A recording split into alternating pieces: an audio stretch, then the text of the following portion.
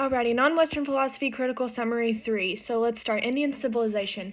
Indian civilization started and spanned from 3300 to 1300 BCE, considered the Bronze Age of the Hipparian civilization. This was also considered the Indus Valley civilization due to being located in the Indus Valley in India.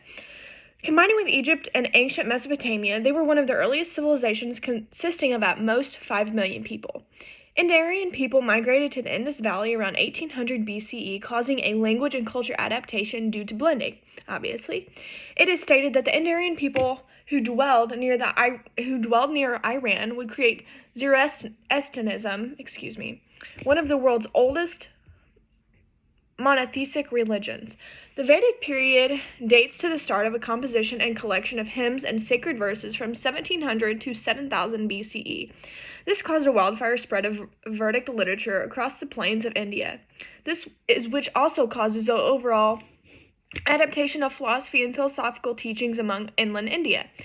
There's a collection of 4 Vedas, those of which contain a variety of sacred texts, teachings, and what was coined the birth of Hinduism. So Veda types. The Rig Veda is the musical starting piece, holding about 1,000 hymns addressed to the various gods. The Yur Veda, excuse me if I'm not saying that right, contains a formula of religious ceremonies, a formula for religious ceremonies.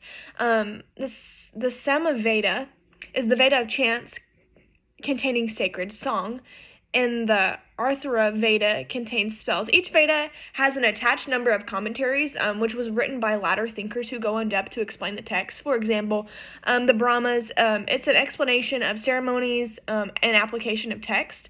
The Yaranakas explains the symbolism of ceremonious acts, and the Upanishads is the speculation upon the nature of the universe. Once again, excuse me if I'm not saying that right. I've tried to spell it out. I just can't necessarily get it 100%. So to go into Vedic concepts, Vedas are the foundation of all Indian traditions. Therefore, concepts are vital in understanding Indian traditions. Concepts were initially orally transmitted through teachers and considered being the only way to teach the correct pronunciation. So rituals are performed as well as sacraments. Rituals included birth, death, marriage, etc., any big milestones in life. And these were often the rituals we all know would see on TV, kind of being like fires, offerings, animal sacrifices, stuff like that. So Vedic worldview. This states the world is self-created, regulated, and upholding on itself. So Rita, which is considered the principle of natural order, fuels the gears of the universe through prayer and ritual.